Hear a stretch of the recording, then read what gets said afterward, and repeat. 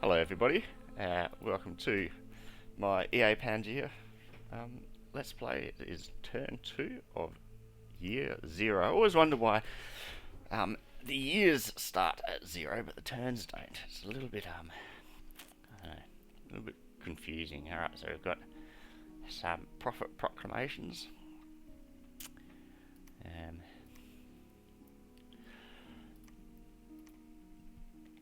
There's my prophet, Tinkerbell.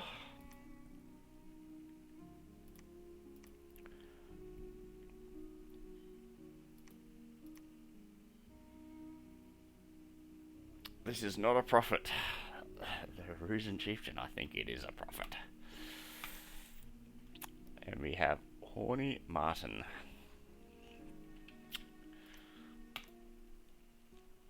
So, turn 2 of day 0. Looking, and I'm thinking that should be a fairly easy expansion.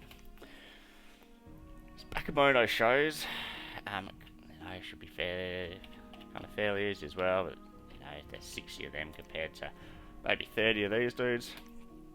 Need to be a bit more wary about these guys. The Jade Amazons. No, not Jade. The Crystal. Some Crystal Amazons. You get an Astral with these people. So that's actually going to be super useful for me because I don't have any Astral access myself. Somebody pointed out that their nation that was meant to start in a forest or something, I think, didn't start in a forest, and that made me realise, my nation, Pangaea, is also meant to start in a forest, and it didn't start in a forest. So this is probably the jankiness caused by having less people on this map than recommended. But I actually really don't mind because I can grow forts in provinces, and I can lab and temple them super cheaply. And the fact that I've already got my fort, my lab, and my temple here, so that gives me an extra forest to grow a fort, a lab, and a temple in. So it just means more resources for me. Still pissed off about this mountain range. But yeah, what can I do about that? Alright, so Bakemono shows, eh? There is a freaking lot of them. I'm going to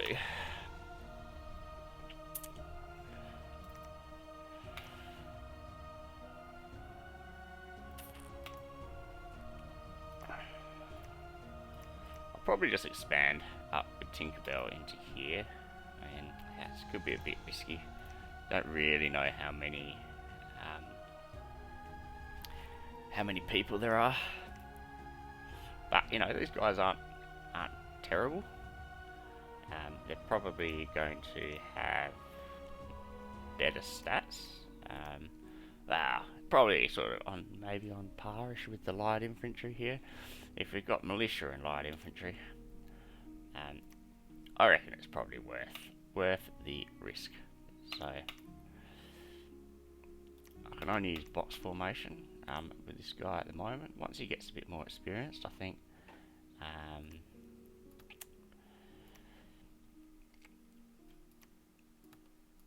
that he might be able to, I'll be able to use some formations with him and stuff.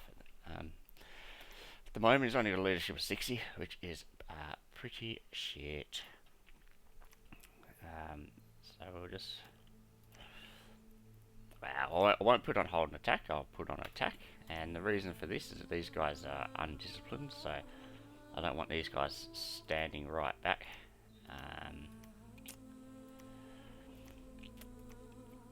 And maybe something like that would be pretty good. So these people here are slightly faster than these guys here, but these people also have a javelin, which I think that they're gonna throw. So the idea, maybe go something like that. The idea is that these people will run slightly quicker than these. Then they'll throw their javelin, allowing these dudes to catch up a little bit. Yeah, maybe something like that. Tinkerbell can cast some spells and the like. He can go off there. It's a bit risky because, you know, this 30 might be on the low end of what's there. Could also be on the high end. I have absolutely no idea. I also don't really care about this army too much. Yeah, I really don't care about these guys. I do care very much about my profit here. I wonder, 40 leadership. Maybe I should change things around a little bit. Even though the profit would be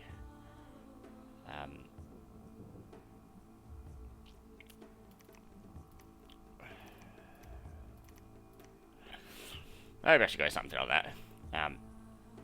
The reason I'm doing this, even though this is going to make this army even more, even worse, I don't care about this person as much. Let's see what spells they've got. Oh, they've got tunes. Maybe they could advance and maybe I should test this before I actually do it. Maybe they can go along and play some stupid tunes and actually do something, because there's nothing else that they can really do. You know, if I get them busting out a tune of fear and everybody runs away, you know, that could potentially be really effective, because tune of fear is super effective. So I might actually go and test this a little bit just after I finish this. Oh, I'm the last person. I won't submit the turn.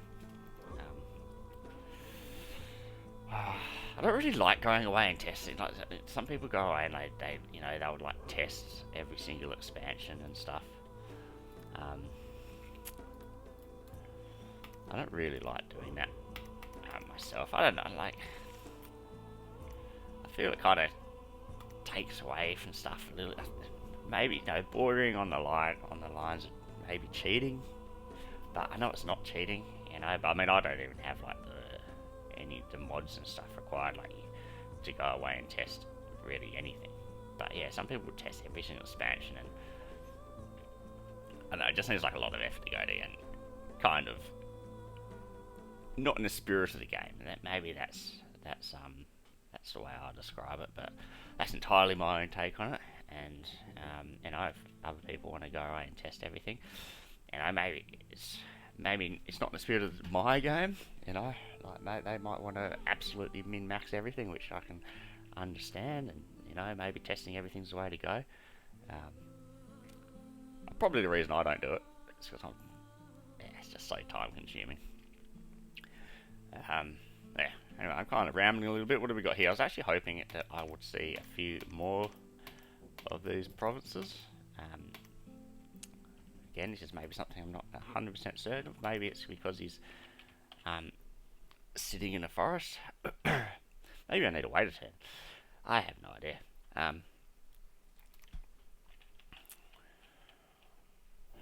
could probably find out.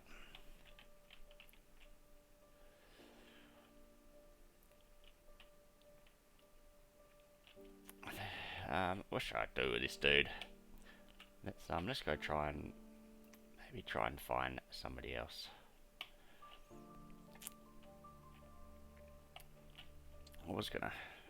Let's fly him down here. Ooh, he can't even do that. That's because he's going over like forests, mountains, and so even though he's flying, he's still getting affected by the terrain, which is, you know, a little bit annoying. But he can go there. Let's fly him down here. I'll have a little gander at those provinces there. So we're gonna have Migdon. Yeah, maybe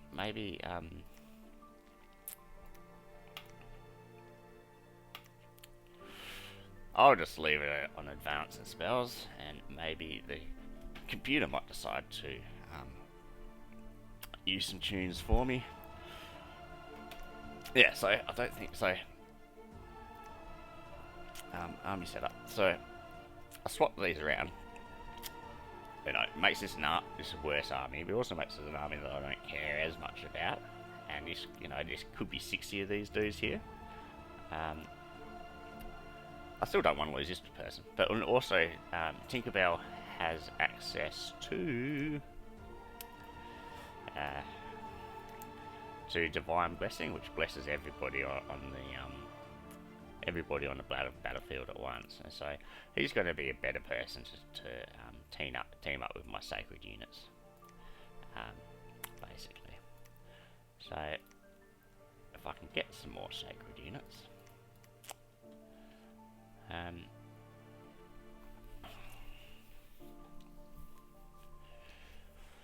mean, this will be basically an unstoppable expansion party if I do that. I kind of do want to. I will get another one of these. You know, an extra 2 into that will make this a really strong expansion party, and then I'll go off with this party. Next time, I think I will move.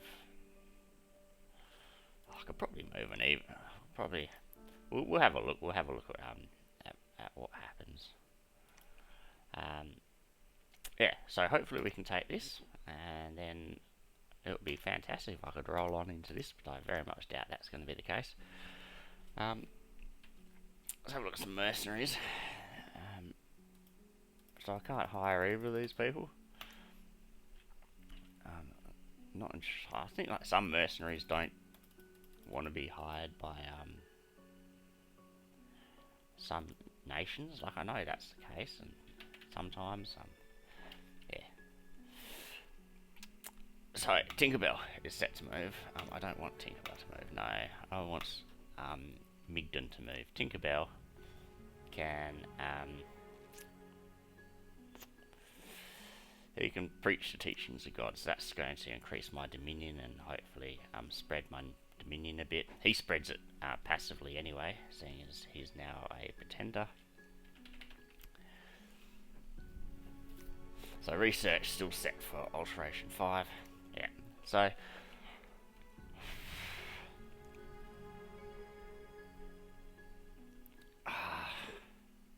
I'm not gonna. I will.